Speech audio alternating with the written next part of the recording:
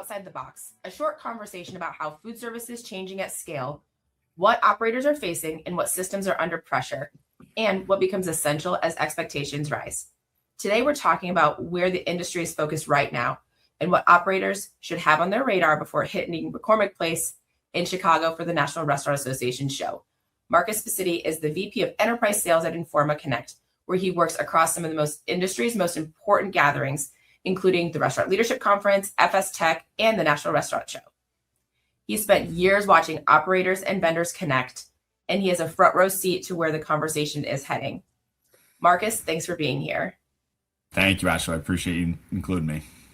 So let's just dive right in. You've spent your career, talking to operators, talking to, suppliers, vendors, partners like us. What does that vantage point give you in the industry that most people don't have? Yeah, no, I really appreciate that. I think I've been doing this for like 14 years, which is it's kind of scary to say, but I look at my role and my company's role really as kind of agnostic, right? So we have kind of a very neutral relationship across the industry. So we work with the vendors, right? Whether it's food companies, beverage companies, technology, equipment, we work with the manufacturers, right? So whether they are a supplier to the industry or a partner to the industry, and then obviously our guests, if you will, are the restaurant operators. So that's all across the spectrum. So, commercial restaurants, QSRs, independents, fast casual, SMBs. We do a lot with the non-commercial segment. So colleges, hospitals, theme parks, stadiums. So we really have kind of a holistic overview of what's happening across the entire food service ecosystem. And it's a very large ecosystem. I mean, in 2025, there are over 750,000 locations. The market finally eclipsed $1 trillion in sales in North America. So I think Informa really has a unique perspective on all the things that are happening all the time. No, that's fascinating. Now that we're deep into, the National Restaurant Show planning and all of that sort of thing, like when you get to Chicago on that show floor, like what are you looking for? Yeah, no, Chicago, the National Restaurant Association show is one of my favorite things to do each year. This is a very touch, taste, feel, see industry. It's not selling widgets, right? We have a very tangible product that people want to see. And, I work on a lot of shows. I work on small events. I work on technology events. I work on labor HR events. But the restaurant show is really that single place where everyone from the entire ecosystem is brought together and really able to kind of see what's next. So is it AI? Is it, faster optimized delivery solutions? What are the new trends in food? What are the new trends in equipment? And it's really that single source of all the information that any type of restaurant operator, whether they're, the non-commercial segment, whether they own a single unit pizza shop, to kind of go and explore and kind of learn, from their peers, but also, kind of see what's happening in the future. That's right. I know walking in the show for us, to get to the Apex booth, you walk past Wisconsin Cheese and a glassware company. And then you get to us with, with our smart technology, lots of different things that happen as you walk down on the floors. But thinking about the conversations that happen, how have those changed over the years? Are they far more, technology focused? Are they sustainability focused? Where have all those things shifted to? Yeah, well, this is a very difficult operating environment. Unfortunately, 2025 was actually the third worst year in the history of restaurants. So 2008, the Great Recession, then obviously 2020. So we're in a negative growth market now, albeit it's, -1%, -2%. Sure. But what everyone really right now is trying to do is how do I be more efficient across the board, right? How do I increase check size? How do I increase transaction and loyalty? And how do I save on my costs of goods and services, right? And, obviously the big buzzword is artificial intelligence and how do I implement the AI workflows to ensure that my restaurant or my operation is run more profitably. But I think everybody's trying to figure out how to do more with less and how do we serve more guests? How do we get these guests to come back and, frequent my restaurant more frequently? And I think just in general, the industry is feeling the pain a little bit, and they come to the restaurant show and they come to conferences like Restaurant Leadership Conference and FS Tech to try and figure out how to do more with less, how to be more efficient and more effective with their existing operation and business. No, I think that's true. And at least in our end, it seems like they're looking for or leaning into technology, maybe options to try to help with some of that. So looking at how that's evolved over these years, like the difference in tech that's actually changing operations from your perspective versus it, stuff that just looks good or sounds good. Yeah. Listen, for the most part, this is a pretty low tech industry, right? It's an industry that has been predicated on opening your doors, heating food, serving food, closing the doors. But what I've kind of viewed in the last few years is kind of the embrace of the omni-channel customer experience. Like retail kind of figured this out like 10, 15 years ago, and they understood that we don't need a customer to come into our store to buy our products. And that means that they've got to be everywhere, right? They've got to be on Amazon. They've got to be optimizing their e-commerce website, and they've got to do third-party logistics. And the restaurant industry is kind of going through that transformational shift right now. How do I meet my consumers where they are at, whether that's on a third-party app or a first-party app, or they're looking to do a catering order, they're looking to do a big to-go order. And that really changes a lot of things. It changes your operations. It changes your inventory management. It changes your like in-store experience. So I think like operators know technology can help. They want to embrace technology, but they really want it to be simple, right? They want to make sure that when they open their doors, that the workflows that need to be done to, execute all of these orders are simple and manageable. And, I just think the restaurant industry in general, it's just, one problem after next, right? And the last thing that anybody needs is a beautiful, fancy looking dashboard that doesn't solve their problems. They want to be able to come in and run that shift as clean and simple and profitable as possible without having to, be a data scientist. Well, and you touched on a couple of things there that I want to go back to, like even on the consumer side of things, like all the different ways I can place an order, pick up an order, go sit in, like that changes daily for me. Right. I love going to the restaurant down the street, and sometimes I pick it up in the drive-thru on the way home. Sometimes I have it delivered to the office. So the restaurants have to figure out how to meet that consumer's need today, because Correct. It changes every single day from this, from the same person. And that's really challenging to do, especially when they're still trying to fight for, the wallet of the consumers. That's also kind of becoming harder in the economics today, and then go ahead. No, I mean, it's a great point. I always like to throw out this trivia question. So this is for you, Ashley. Okay. In the 1950s, in the 1950s, what was the average number of restaurant visits per year from a household, an entire family household? So in the 50s, how many times a year did people go to restaurants? I'm going to say it was probably an average of once a month. A little less than that. So 4 times a year. That's it. Okay. 4 times a year. So just think about it in your own personal life, right? There's 21 meal instances a week, breakfast, lunch, and dinner, 7 days a week. Mm-hmm. How many times do you personally go to a food service operation? And that could be anything, right? That could be coffee drive-through. That could be picking up dinner because you're working late and you don't want to cook dinner. So it's just an insane amount of opportunity, right? As well as meal instances that are extrapolated across the country. And it's, unfortunately the operator's responsibility to capture that demand, right? And not every food service experience is going to be the same. Maybe today I want to do pickup. Maybe tomorrow I want to do a huge catering order. And that evolving consumer preference is hard to stay in front of, right? But also difficult to capture because the consumer has a lot of options right now. Yeah. Well, and I think for me, and maybe it's because I'm in the industry and I just know things like where I can find places that I know I'm going to get an easy pickup, I'm going to get, a deal because I'm picking up, or I know I'm going to get a good deal on delivery because I can't go pick it up today. Like there's a lot of things that go into my decision-making on what to order because of that, and then there's some days I just want the delivery of my piata from down the street because it's delicious.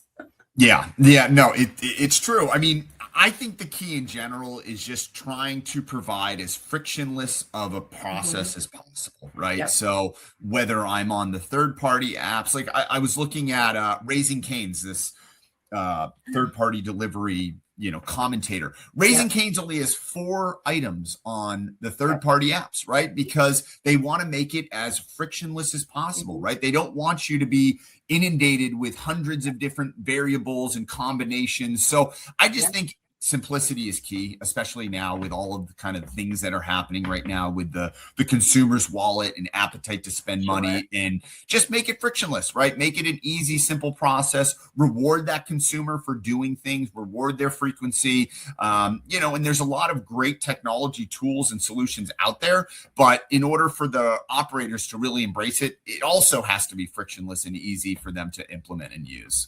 Yeah. So going back to your second point on they don't operate via dashboard. They want to solve problems. Correct. I think there's so many things that can go right in an operation every day, but then there's so many things that can go wrong that operators just can't envision.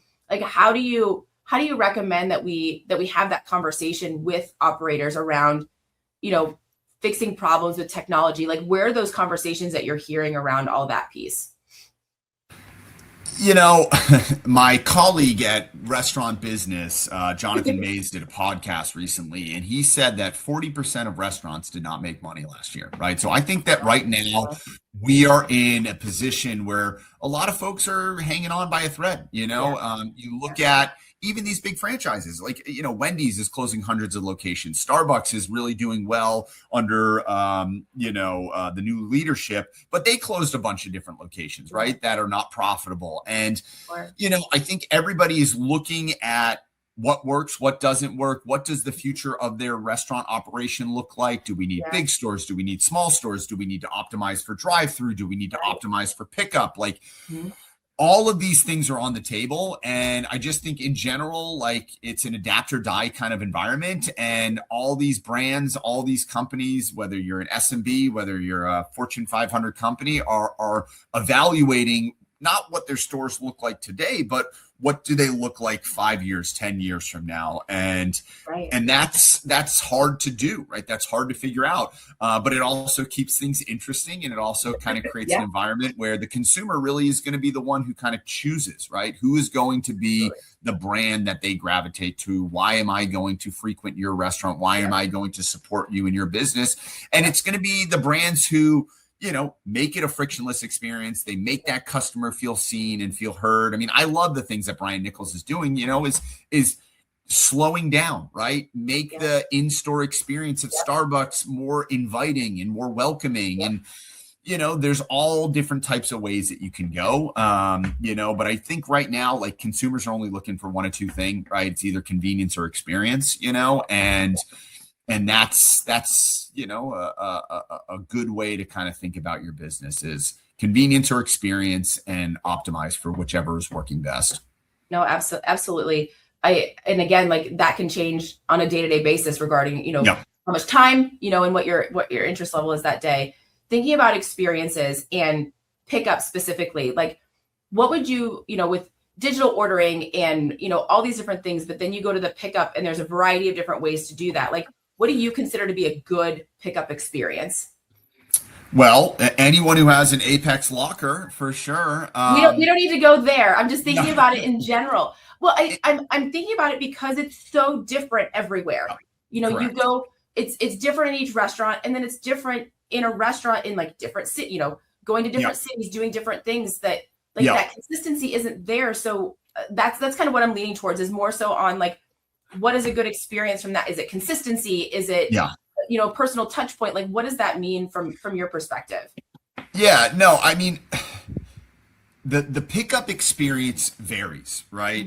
It could be your order is grouped in with a bunch of third-party delivery orders. I don't really like that, right? I find that to be very, like, impersonal. I don't find that to be a very welcoming, inviting experience. Right. I ultimately think, that a good pickup experience is one where I'm greeted, right? Where someone knows I'm coming in, where the food is ready, where the wait time is appropriate, right? Like, if I'm expecting to come and pick up an order at 5:15, I don't want to wait 30 minutes, right? That really, like, kills the experience. And, like, food safety is a thing, right? Like, I want to make sure that, like, my order is not messed up. I want to make sure it's not wrong. I want to make sure that, like, it's being handled with care. And I think that there's a lot of room for improvement across the board, right? And it just varies, right? From brand to brand, from region to region, from concept type to concept type, right? And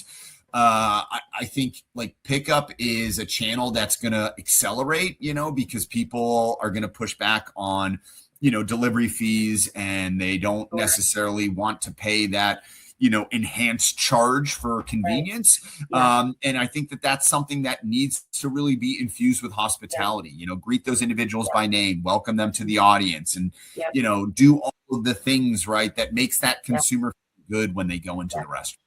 I ordered Blaze Pizza for the first time on their mobile app yesterday, and it was great because they gave me some active notifications about it. Like I picked a time slot, a 15-minute time slot, and then it texted me and said, hey, like your order is actually going to be ready at 4:22 within the time slot. And then you arrive and it was ready. Like that to me, from a consumer standpoint, is the active notification of when my order is ready is extremely important. Like, time frames are great, but if I get there early and my order's already ready, like, was that even accurate? How long has it been sitting there? Like that to me is a good pickup experience when I know that my order's ready, and I can go in and take care of that there.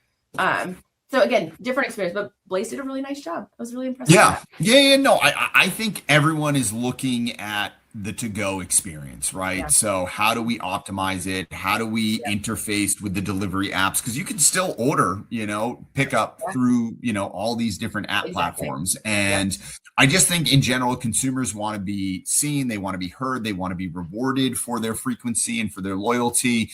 And I think the brands who really like dial it in and get that experience right are going to be the ones that win that frequency and get the returning customers, which is, I think, kind of the name of the game right now.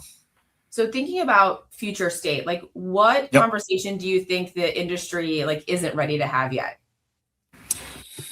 I think that we're still not willing to have a true and honest conversation around the labor challenges with this industry, and I've always felt like this restaurant industry is one of really the few meritocracies left in business. I mean, you really hear of many examples of individuals who started as a line cook and worked their way up to a general manager, to a district manager, to a regional manager, to a VP, to a COO. And I think that this is one of the few industries where you can show up consistently with a good attitude, work hard, and ascend from an hourly wage to a really desirable high income career. And unfortunately, we're still in an industry where like some QSR brands are 130% turnover rate, right? And I think that we've got to get away from labor as a commodity to labor as a force differentiator, right? And you look at like brands like In-N-Out, like absolutely crush it. Chick-fil-A absolutely crush it because they figured out the labor story, and it's good benefits, it's advancement in your career, it's training and development. And I think that that's really going to be a conversation that needs to come to a head. It can't just be about increasing minimum wage. It really needs to be about how do we make this a desirable field? How do we make this be a field that people want to gravitate towards? Because again, like 24/7, 365, billions of people wake up hungry every day, right? And we're not reverting back to the 1950s, right? We're not going back to a place where people only go out 3 or 4 times a year. So how do we make this a super desirable industry, one that, hopefully isn't, totally upended by AI and robots, and be, an industry that is stable and successful and an industry that people are proud of to work in. Sure. Well, and I know, and shifting a little bit back to the restaurant show, like the restaurant show does do some outreach to, local community colleges and things to get students and younger people to the show to see the opportunities that are there for a career. Yeah. I mean, one of my favorite things that the industry does in general is Pro Start. So the National Restaurant Association does this like annual thing in Baltimore, and it brings in, all these young aspiring chefs, right? So teenagers, high schoolers, young college grads. And it's all about, the industry and the career path and the opportunity to kind of, forge your own path. And it's really such an inspiring couple days. And really they produce, such great content, and like Ecolab and Coca-Cola and, a lot of our industry leading suppliers are a part of it. Yeah, no, that's great. So circling again back to the show, for somebody heading to Chicago, what's one thing that they shouldn't skip from the show?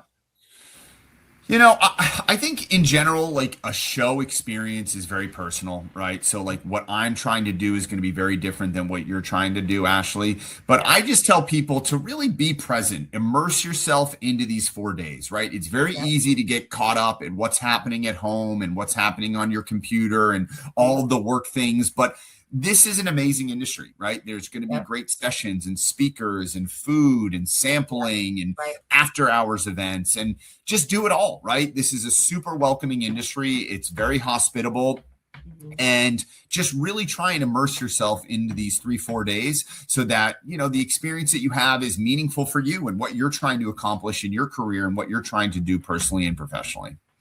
No, that's great advice. So one last question for you. We've asked everybody that's been on this, what's something about your job that most people don't see? What is something about my job that most people don't see? I do a lot of practicing on public speaking. So that is something that I was used to not be I don't think I'm very good at. There are much more talented people in my company than I am, but that is something that I practice a lot, to try and strive to be as good as some of my colleagues in the future. Is that like in front of a mirror? Do you do that in front of, just outside? What's your view on that? I go for walks and I practice the things that I'm going to have to say. But yeah, that's a big component of my job is public speaking. And I was not very good at it for a very long time. And I had some very patient bosses with me who gave me the opportunity to get better with it as time progressed. Well, I have seen you personally present, and I think you do a great job. So your practice is paying off on that. Thank you. I appreciate that. No problem. Well, and thank you for being here and chatting with us today. There's always a lot of noise leading into the restaurant show, and your insights have definitely, provided great things on the industry, what to look for, the excitement that's coming in the next couple of months for the restaurant space. So thank you. Yeah, no, I appreciate it, Ashley. I'm a huge fan of Apex. I think, every restaurant who really wants to dial in to go should be looking at putting in lockers. But yes, please, May 16th through the 19th, Chicago, Illinois, McCormick Place, same city, same place, 100+ year show. It is literally the entire industry coming together across the entire spectrum. We have room, we have discounted hotels, we even have discounted airfare. So please come participate. You will not regret it. I think this is my 13th restaurant show. And I always leave invigorated and energized and excited. Oh, that's awesome. So if you want to know where the industry is going, make sure you're in Chicago in May. And thanks for joining us on Outside the Box. Keep an eye out for more episodes in the future. Thanks so much. I'm Ashley McNamara. Have a great day.